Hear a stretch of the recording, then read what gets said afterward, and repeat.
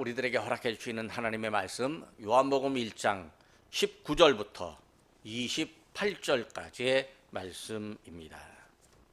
한 목소리로 함께 봉독을 하겠습니다.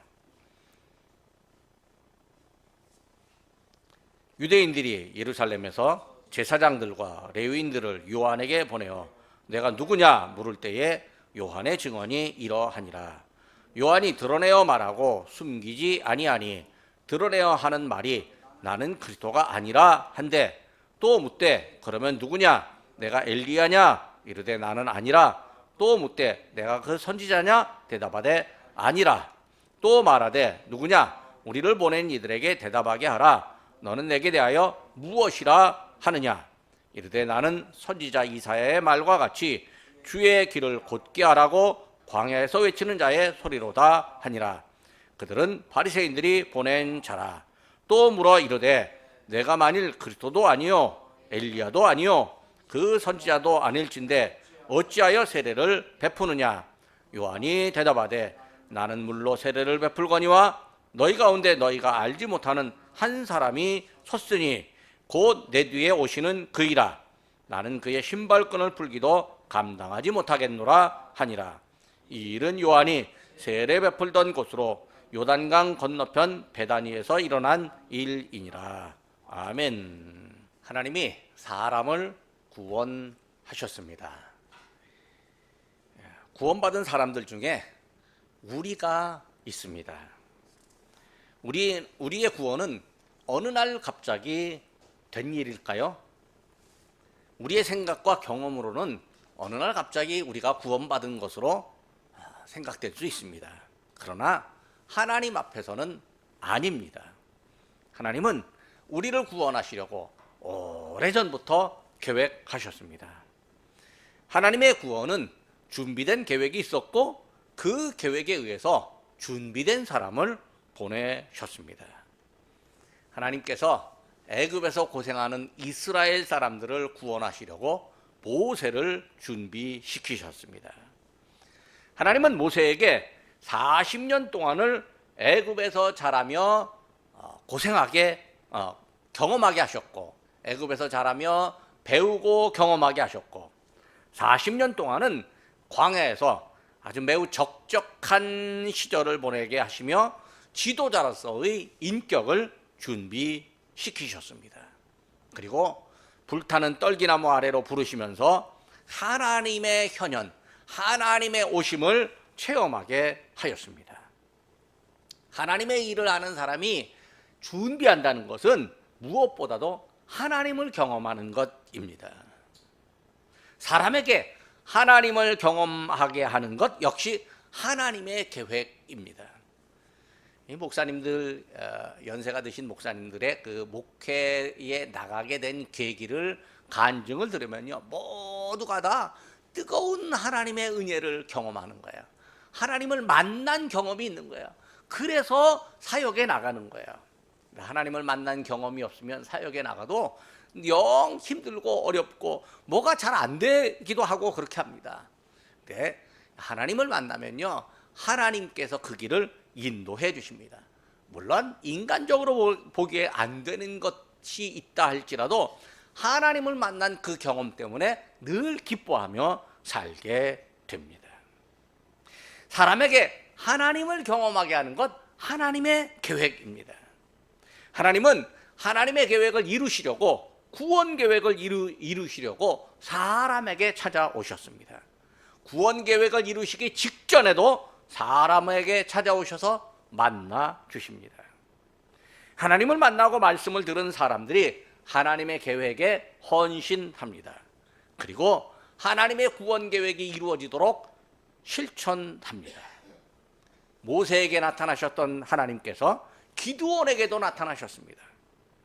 하나님이 기드온에게 미디안 족속을 물리치고 너희 민족을 해방시켜라 이렇게 말씀하시면서 기드온에게 믿음을 주셨습니다. 미디안 족속이 물러간다? 이건 이스라엘 백성들이 고통에서 해방되고 구원받는 일입니다. 자기는 힘이 없고 할 수 없다고 생각하는 기드온에게 하나님께서 믿음을 주시는데 양털에 이슬이 내리는 표적, 그리고 양털만 뽀송뽀송 마르는 표적을 허락해 주셨습니다.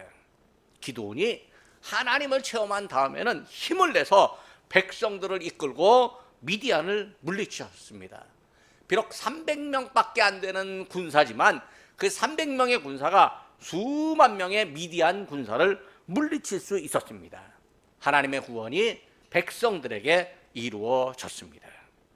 하나님은 우리를 구원하시려고 예수 그리스도를 이 땅에 보내주셨습니다. 하나님은 그리스도를 보내시기 전에 또 다른 일을 준비하고 계획하셨는데 그 일이 곧 세례 요한을 보내는 일이었습니다.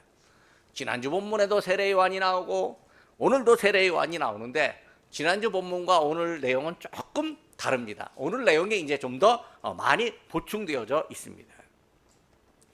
과거에 이사야 선지자를 통해서 예언한 예언이 세례 요한에게 이루어졌습니다.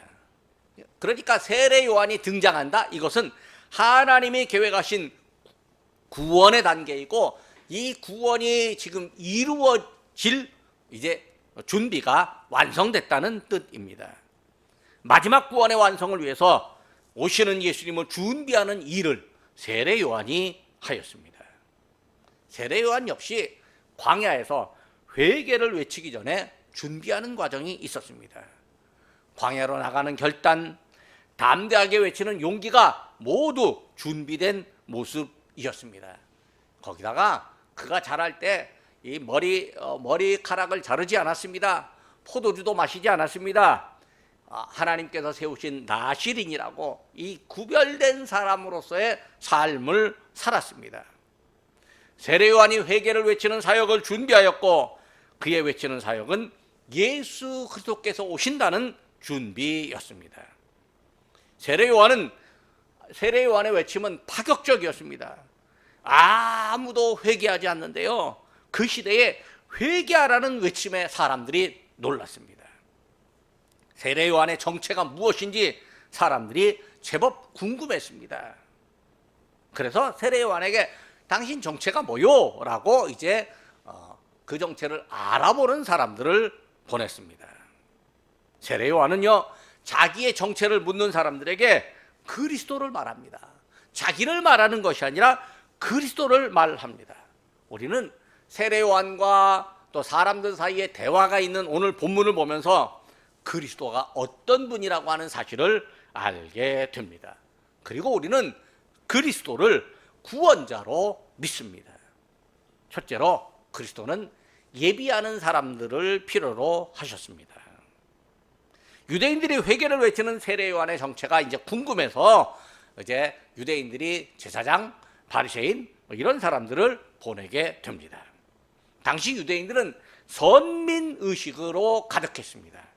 선민의식이 뭐냐면 자기네만 하나님으로부터 선택받은 민족이고 자기네만 하나님으로부터 사랑을 받을 수 있는 민족이고 자기네만 하나님으로부터 구원받는 민족이고 저 타민족은 다 구원에서 배제되고 하나님의 버림을 받을 사람들이라고 생각을 했습니다.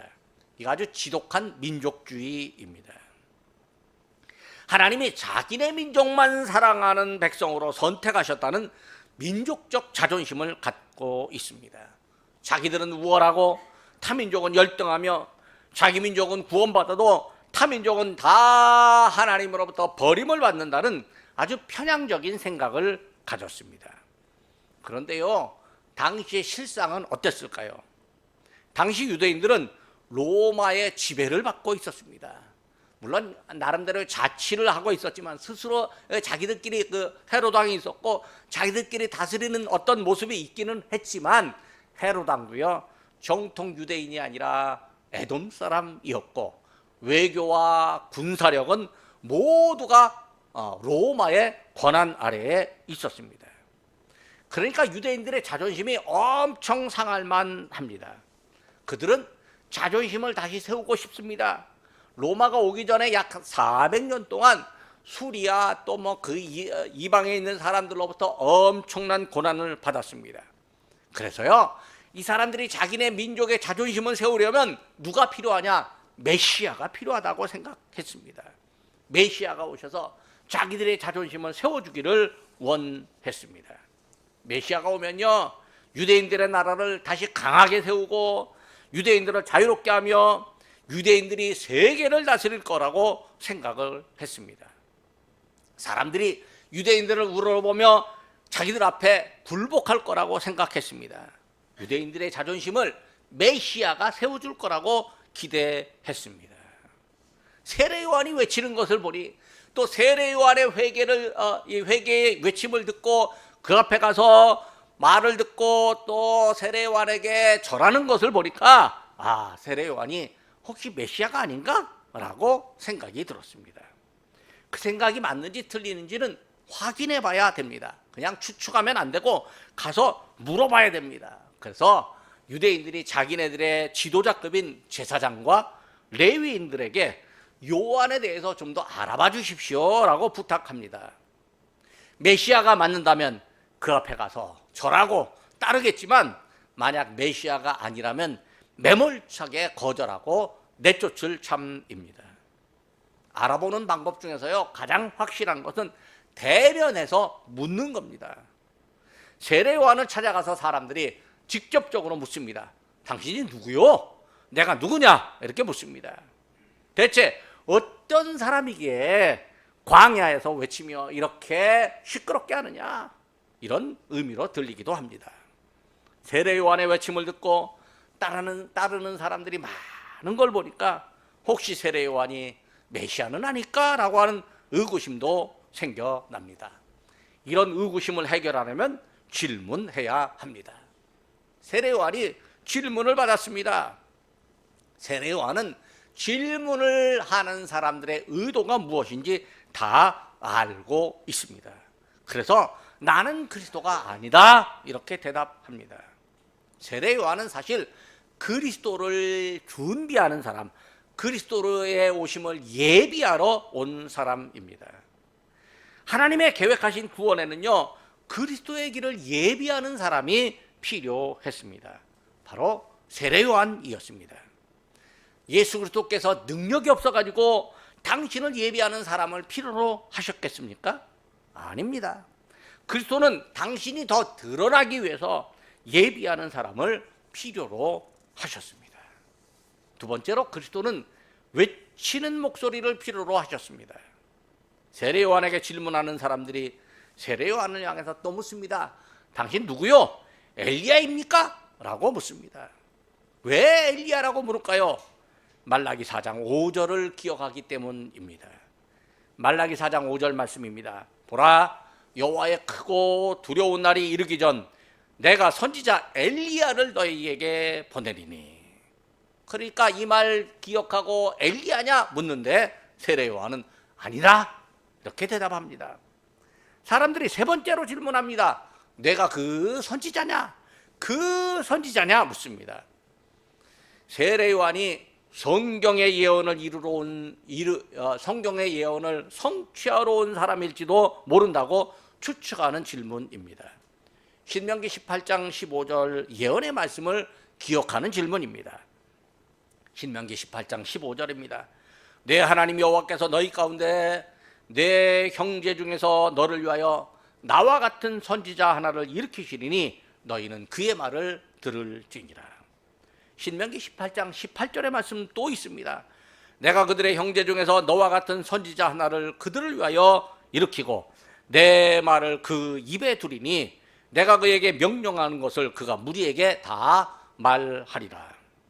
하나님이 모세와 같은 선지자 하나를 보내실 것인데 유대인들은 그 예언된 선지자, 그것이 요한 당신이냐라고 질문합니다. 세례 요한은 아니다 라고 대답합니다. 그러니까 세 번이나 그리스도도 아니고 엘리야도 아니고 그 선지자도 아니다 라고 대답을 하니까 사람들이 세례 요한에게 그럼 당신 누구냐? 스스로 무엇이라고 생각하느냐? 라고 질문합니다. 그러면서 꼭 대답을 들어야 되는데 왜 대답을 들어야 되냐면 돌아가서 알려줄 의무가 있다. 우리를 보낸 사람이 있는데 우리가 당신이 누군지 알아야 가서 대답해 주지 않겠냐? 라고 덧붙이면서 말을 합니다. 세례 요한이 답변합니다. 23절 말씀입니다. 나는 선지자 이사야의 말과 같이 주의 길을 곧게 하라고 광야에서 외치는 자의 소리로다. 세례 요한은 자기가 그리스도를 준비하는 사명을 갖고 왔음을 알고 있습니다. 요한이 알고 있는 사명, 요한이 갖추고 있는 사명, 요한이 지금 일하고 있는 사명은 모두가 다 하나님이 주신 사명입니다. 하나님이 그에게 그리스도를 준비하는 사명을 주셨습니다. 준비하는 사명에는 광야에서의 외침도 포함되어 있습니다. 그 외침이 곧 그리스도의 길을 일직선으로 쭉 뻗어서 통행이 쉽고 잘 다니게 만드는 길이었습니다. 그래서 그의 길을 예비하러 온 사람이라고 말합니다. 이 길이라는 것이 얼마나 좋은지 모릅니다. 길로 사람들이 다니는데요, 차도 다니고 그랬는데 어느 날 보면요, 그 길이 내 길이라고 거기다가 철조망 치고 못 다니게 하는 경우가 있습니다. 그러면 그 길을 통과해야 집이고 또 그 길을 통과해야 연립주택으로 들어가는데요, 그 그냥 주택의 사람들이 몽땅 딱 통행이 막히는 적이 있습니다. 길이 필요합니다. 산업이 발전하려면요, 물류가 이동해야 됩니다. 물류 이동을 위해서는요, 길을 잘 닦아야 합니다. 요즘으로 말하면 고속도로를 놓습니다. 우리나라에 고속도로가 참 많습니다. 그래서 정부마다 정책마다 어느 지역에 고속도로 놓겠다고, 또 국회의원들도 어느 지역에 고속도로 놓겠다고, 자기 지역에 고속도로 놓겠다고 그렇게 말합니다. 우리나라 기술이 좋아서요, 고속도로 빨리도 참 잘 놓습니다. 외국에 고속도로를 놓는 공사도 합니다. 어느 나라는요, 또 주변국에 고속도로를 놓아주고 통행료를 받고요, 자기들 수출품에는요 관세를 매기지 않게 합니다. 이 길은요, 산업 발전의 인프라를 구축하고 지속적으로 발전하게 하는 요소입니다. 그러니까 인프라로서의 길도 있지만요, 방향과 흐름으로서의 길이 있습니다. 하나님이 구원의 길, 곧 그리스도의 길을 준비하셨습니다. 하나님이 계획하신 그리스도의 길은 구부러진 길이 아닙니다. 사람들이 구원받는 길, 그리스도의 길을 구부러지게 만드는 거예요. 사람들이 만드는 길이 구부러지는 거예요. 사람이 구부러지게 만들어 놓고는 원래부터 구부러진 길이다, 그렇게 말하는 거죠. 구원의 길이 바로 그렇습니다. 하나님은 일직선으로 아주 평평하게 똑바로 언덕길도 없이 잘 놨는데 그 길을 사람들은 구부러졌다고 말을 하는 거예요. 저기 창원에 가면요, 한 2km 정도 8차선 도로가요, 그냥 아주 쫙 뻗은 길이 있습니다. 얼마나 차들이 쌩쌩 다니는지 거기에 사고가 좀 많이 난답니다. 제가 김 목사님과 함께 그 미국을 간 적이 있었는데 애리조나 사막을 횡단하는 길이었는데요, 애리조나 사막 횡단길이요, 얼마나 쫙 뻗어 있는지요, 그냥 30분이고 1시간을 가도 계속 그 길이니까 사람들이 그 길로 가다가 존답니다. 잠깐 졸다가 사고가 나는 거죠. 근데 그 길이요, 중간중간에 살짝 구부러져 있으면요, 그것 때문에 깨어 있는 거예요. 그래서 운전하는데 안전하게 할 수 있다는 거죠. 하나님은요, 이렇게 완벽하게 꽃장난 길이지만요, 가끔 사람들에게 이 길이 좀 구부러지고 언덕길도 있는 것처럼 느끼게 해 주십니다. 왜 그럴까요? 각성하게 하기 위함입니다. 깨어있게 하기 위함입니다. 사고나지 않게 하기 위함입니다. 그래서 하나님께서 필요한 그 구원의 길을 주시는데 우리에게 때로는 유혹도 받게 하고 고난도 받게 하고 때로는요, 마음이 아프게도 하고 몸이 가끔 불편하게 하기도 합니다. 왜 그럴까요? 우리에게 그 구원의 길을 제대로 걸어가도록 우리에게 구원의 길을 붙잡고 있도록 우리에게 필요한 자극을 허락해 주시는 거죠. 하나님은요, 구원의 길을 포기하지 않습니다. 우회하시지도 않습니다. 하나님은 계획하신 구원의 길을 반드시 계획대로 진행하십니다. 하나님의 구원 계획이 반드시 이루어진다라고 하는 목소리가 필요했습니다. 하나님은 세례 요한을 세워서 구원의 길이 이루어진다는 목소리를 내게 하셨습니다. 세례 요한이 크게 외칩니다. 외침의 목소리를 내는 것이 곧 구원의 길을 예비하고 하나님의 구원 계획을 선포하는 것입니다. 우리는 하나님의 구원 계획에 관해서 목소리를 높일 수 있어야 합니다. 셋째로, 그리스도에 오신다는 외침을 들은 사람들이 깨닫지 못합니다. 사람의 생각으로는요, 그리스도가 깨달아지지 않습니다. 세례 요한은 자기를 한껏 낮춥니다. 나는 그리스도도 아니고 엘리야도 아니고 그 선지자도 아니라고 말합니다. 보통 사람들 같으면요, 당신 그리스도냐? 엘리야냐? 그 선지자냐? 이런 추측성 질문을 받았을 때요, 어깨가 으쓱 올라갈 겁니다. 내가 진짜 그런 사람인가? 나는 아니라고 생각했는데 사람들이 나를 그렇게 생각해 주네? 그렇다면 내 이름과 명예를 한번 드러내봐야지, 이렇게 생각할 수 있습니다. 이 사람이요, 칭찬을 진짜 많이 받으면요, 이게 그 자기의 자기의 위치나 능력에 비해서 더 많은 칭찬을 받으면요, 착각을 하게 됩니다. 그래서 진짜 칭찬받는 그 사람인 줄로 자기가 착각해갖고 어깨가 으쓱하고 교만해지게 됩니다. 교만해지는 순간 그 사람은 다시 나락으로 떨어지게 되죠. 세상 사람들은요, 거의 그렇게 될 수 있습니다. 자기 이름 내는 거 좋아합니다. 자리를 얻으려고 열심히 벌어놓은 돈을 쓰기도 합니다. 이름을 내세우려고 포장도 합니다. 요한도 한 자리 해보려고 나설 수 있습니다. 자기의 이름을 드러내고자 할 수 있습니다. 사람들이 많이 오니까 모아서, 야, 우리 모임을 만들자, 우리 이 정치 정당을 하나 만들자, 그렇게 말할 수 있습니다. 깨닫지 못하는 사람의 모습은 바로 이렇습니다. 자기 사람들이 많이 오면 그걸 그냥 순수한 봉사와 믿음의 모임이 아니라 먼 이 수익단체, 이익단체를 만들어내려고 합니다. 그러나 요한은 달랐습니다. 하나님의 일을 하는 사람, 하나님의 구원 계획이 반드시 이루어질 거라고 믿는 사람은요, 자기를 낮춥니다.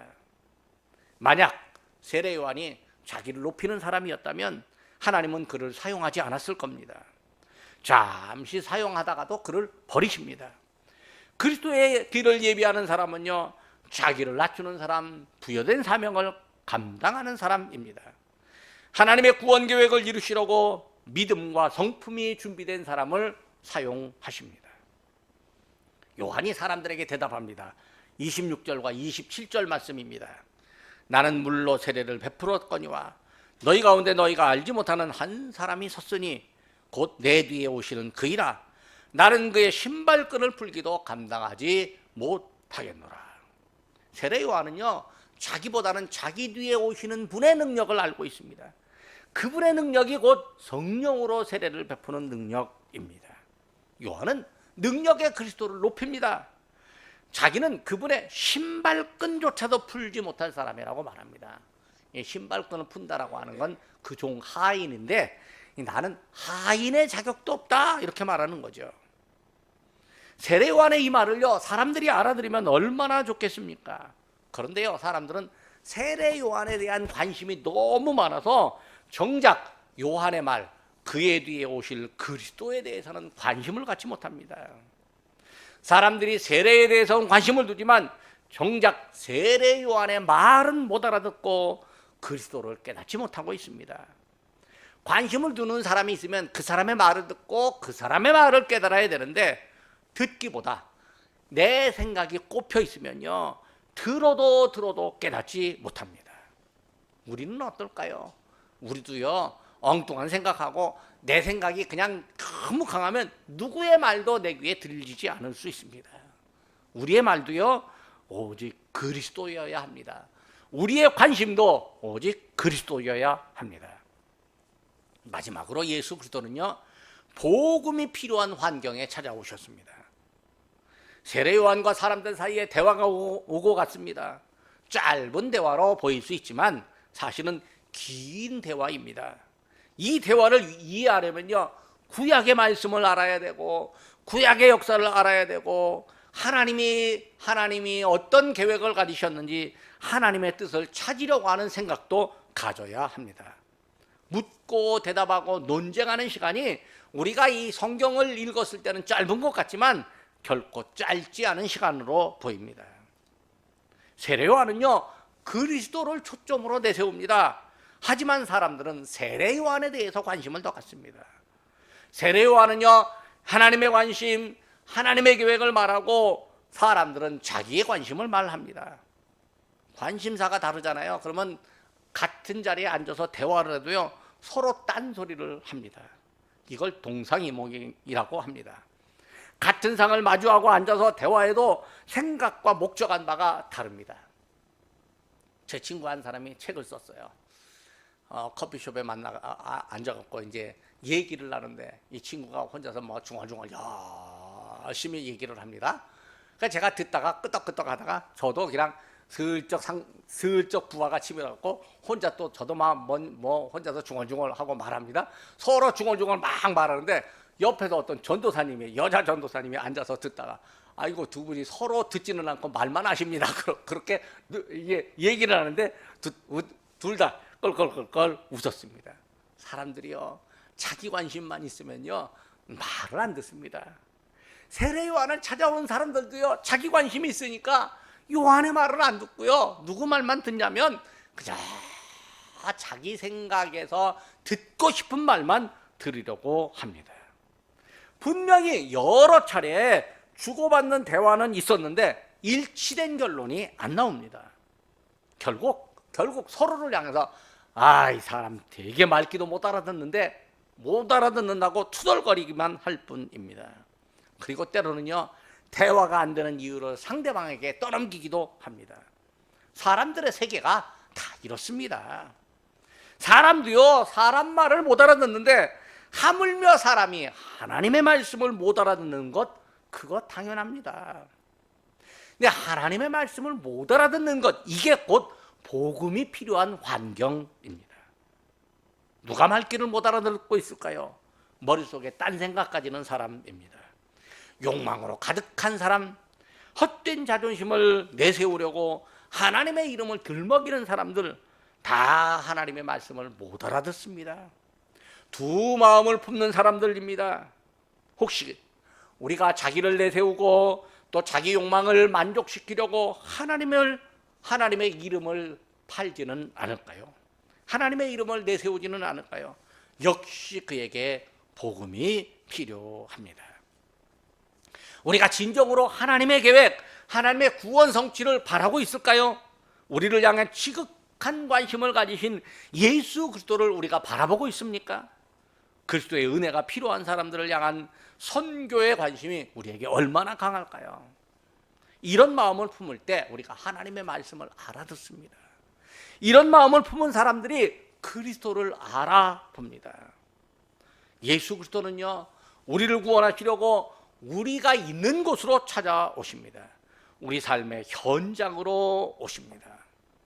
본문에서는요, 이 일이 요한이 세례 베풀던 곳 요단강 건너편 베다니에서 있었다 이렇게 말합니다. 사람이 살고 있는 곳, 치열한 삶의 현장인데요, 거기에 구원이 필요하고 복음이 필요한 환경이 곧 우리가 살아가는 가정과 삶의 터전입니다. 예수 그리스도는요, 복음이 필요한 환경으로 찾아오십니다.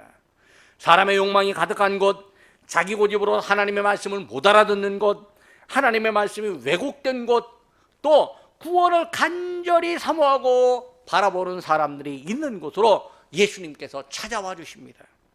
예수님이 오늘 우리에게도 찾아와 오신 것은 우리가 구원받기 때문이요, 복음이 필요하기 때문입니다. 예수 그리스도는 오늘 우리의 삶의 현장으로 오셔서 우리의 환경을요, 복음의 환경으로 바꾸어 주십니다. 말씀을 맺으려 합니다. 예수 그리스도께서 우리에게 오셨습니다. 예수님의 오심을 준비하는 사람들도 있었고요, 예수님이 오신다고 외치는 사람들도 있었습니다. 사람들이 귀로 듣고 궁금하기도 했지만 자기 생각만 앞세워서 예수님을 제대로 만나려고 하는 생각을 갖지 못했습니다. 이런 환경을요, 예수님은 복음의 환경으로 바꾸고 싶어 하십니다. 예수님이 우리 안에 오셔서 복음의 환경을 만드시고 또 우리를 사용하심으로써 복음의 환경을 더 많이 만들어가는, 필요한 곳을 복음의 환경으로 바꾸기를 우리 예수님이 지금도 원하고 계십니다. 기도하겠습니다.